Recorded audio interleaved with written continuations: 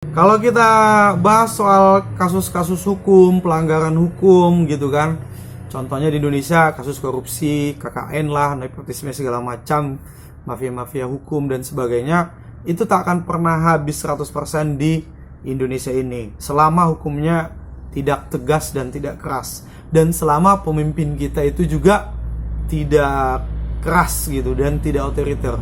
Tapi kalau memang presiden atau pemimpin-pemimpin kita, pejabat kita otoriter yang ada di ruang lingkup hukum mungkin bisa lah. Tapi kalau selama ini saya lihat lembek lah kan. Harusnya presiden, kepolisian, kejaksaan, apalagi MK yang bagian-bagian yang menangani dunia hukum lah gitu, mereka yang berkecimpung dalam dunia hukum, ya memang harus keras gitu, harus tegas.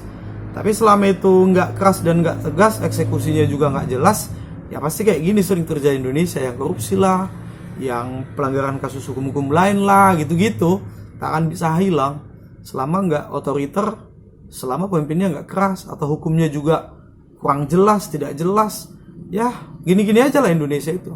Saya rasa harus berganti sistem pemerintahan kayaknya, mungkin ke kerajaan atau monarki atau otoriter gitulah, yang lebih sadis gitu. Tapi tajam hukum itu buat orang yang melanggar, tumpul buat orang yang baik-baik. Tapi kalau yang melanggar hukum harus tajam hukum itu.